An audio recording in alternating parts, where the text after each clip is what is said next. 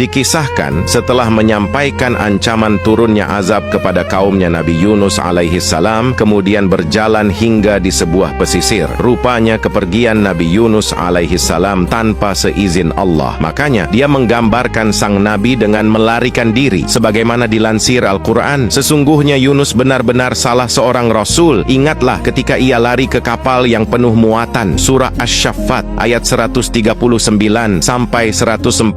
Meski demikian, Nabi Yunus alaihi salam tentu ridha terhadap segala ketentuan Allah. Ia menyerahkan segala urusan kepadanya. Ini artinya seorang hamba tidak boleh marah atau kesal atas ketentuan Tuhannya. Karena itu, ia pergi meninggalkan kaumnya tanpa seizin Tuhannya. Atas dasar itu pula Allah melarang Rasulullah sallallahu alaihi wasallam menjadi seperti nabi yang pernah ditelan ikan, Nabi Yunus alaihi salam, sebagaimana dinyatakan dalam Al-Quran. Maka bersabarlah kamu, hai Muhammad, terhadap ketetapan Tuhanmu, dan janganlah kamu seperti orang yang berada dalam perut ikan ketika ia berdoa sedang ia dalam keadaan marah kepada kaumnya. Surah Al-Qalam ayat 48. Setiba di pantai, Nabi Yunus alaihi salam bertemu sekelompok orang yang berada di kapal. Karena mengenali sang Nabi, mereka pun membawanya. Namun setelah beberapa saat berlayar, kapal yang ditumpangi sang Nabi mendadak berhenti dan tak bisa melanjutkan perjalanan. Aneh, sungguh aneh, sebab kapal-kapal yang ada di kiri dan kanannya tetap berlayar seperti biasa. Sementara kapal yang ditumpangi Nabi Yunus alaihi salam hanya terombang-ambing di atas air, tak berjalan sedikit pun. Sebagian riwayat mengatakan kapal diterpa guncangan hebat sehingga mereka takut bila kapal tenggelam. Namun Nabi Yunus alaihi salam menyadari jika diamnya kapal akibat keberadaan dirinya. Disampaikanlah kepada para awak kapal bahwa kapal tersebut tak mau bergerak karena ditumpangi seorang hamba yang lari dari Tuhannya. Ingatlah ketika ia lari ke kapal yang penuh muatan. Surah Asy-Syaffat ayat 140. Karenanya kapal tidak akan berjalan selama hamba tersebut berada di atasnya, sehingga ia harus dilemparkan ke tengah lautan agar kapal bisa kembali berlayar seperti kapal lainnya. Namun mereka menolak melemparkan Nabi Yunus alaihi salam karena tahu bagaimana kemuliaannya di hadapan Allah. Walau bagaimanapun ia seorang nabinya. Akhirnya Nabi Yunus alaihi salam menawarkan jalan keluar. Coba adakanlah undian di tengah kalian. Siapa nama yang keluar dari undian, dialah yang harus terlempar ke lautan. Dilaksanakanlah undian dan hasilnya adalah nama Nabi Yunus alaihi salam. Namun mereka enggan melemparkannya. Mereka kembali mencoba untuk kedua kalinya. Hingga ketiga kalinya hasilnya tetap sama. Undian jatuh kepada Nabi Yunus alaihi salam. Sungguh kehendak Allah sebagaimana firman-Nya. Kemudian Yunus ikut undian dan dia termasuk orang-orang yang kalah dalam undian itu. Surah Asy-Syaffat ayat 141.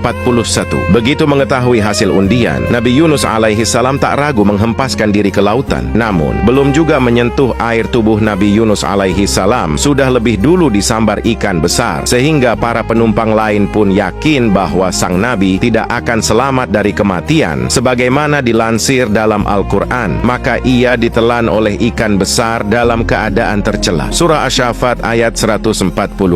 Maksud dalam keadaan tercela di sana adalah Nabi Yunus alaihi salam meninggalkan kaumnya dalam keadaan kesal karena azab tak kunjung datang menimpa mereka, yang akhirnya ia lari dari mereka tanpa seizin Tuhannya. Begitu ikan menyambar tubuh Nabi Yunus alaihi salam, Allah memerintah ikan tersebut untuk tidak membinasakan hambanya. Tak heran bila ikan itu hanya membawa sang Nabi ke dasar lautan, sehingga diliputi beberapa kegelapan, yakni kegelapan laut, kegelapan perut ikan, dan kegelapan malam. Maka ia menyeru dalam beberapa kegelapan. Surah Al-Anbiya ayat 87. Dalam perut ikan tersebut Nabi Yunus alaihi salam mendengar tasbih kerikil dan hewan-hewan laut. Maka ia pun menyeru dan bertasbih kepadanya, seraya mengakui dan menyesali segala kesalahannya. Dan ingatlah kisah Zunnun Yunus ketika ia pergi dalam keadaan marah, lalu ia menyangka bahwa kami tidak akan mempersempitnya, menyulitkannya. Maka ia menyeru dalam keadaan yang sangat gelap bahwa tidak ada Tuhan selain Engkau, Maha Suci Engkau, sesungguhnya aku adalah termasuk orang-orang yang zalim. Surah Al-Anbiya ayat 87. Maka terdengarlah seruan itu oleh Zat yang Maha mengetahui segala rahasia, Zat yang Maha mengangkat madarat dan ujian, Zat yang Maha mendengar suara selemah apapun, Zat yang Maha mengetahui perkara samar walau sekecil apapun, Zat yang Maha mengabulkan permohonan meskipun besar. Maka kami telah memperkenankan doanya dan menyelamatkannya daripada kesedihan, dan demikianlah kami selamatkan menyelamatkan orang-orang yang beriman. Surah Al-Anbiya ayat 88. Andai bukan karena tasbih dan taubatnya kepada Allah, niscaya ia sudah hancur dalam perut ikan dan tinggal menunggu hari kebangkitan. Maka kalau sekiranya dia tidak termasuk orang-orang yang banyak mengingat Allah, niscaya ia akan tetap tinggal di perut ikan itu sampai hari berbangkit. Surah As-Saffat ayat 143-144. Setelah Nabi Yunus alaihi salam berdoa, Allah memerintahkan ikan tersebut untuk memuntahkannya di tempat yang diperintahkannya. Namun begitu dimuntahkan, ia dalam keadaan sakit, lemah, dan kulitnya mengelupas. Kemudian kami lemparkan dia ke daerah yang tandus, sedang ia dalam keadaan sakit. Surah As-Saffat ayat 145.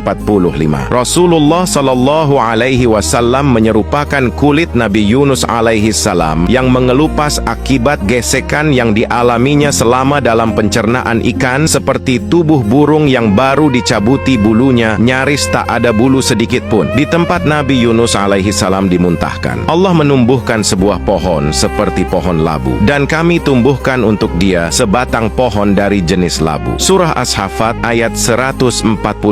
Dikabarkan oleh Rasulullah sallallahu alaihi wasallam bahwa Nabi Yunus alaihi salam berlindung di bawah pohon labu tersebut. Ia memakan buahnya. Namun selang beberapa lama, tumbuhan itu pun kering. Ia pun menangis hingga Allah menurunkan wahyu sekaligus memberikan teguran kepadanya. Engkau menangis karena pohon itu, bukan menangisi 100.000 orang yang hendak engkau binasakan. Demikian kisah yang disarikan dari hadis Rasulullah sallallahu alaihi wasallam yang diriwayatkan oleh Ibnu Abi Syaibah dalam Musannafnya jilid 11 halaman 541, nomor hadis 1195 dari Abdullah ibnu Mas'ud, tepatnya dalam kitab Fadhail Yunus. Wallahu alam.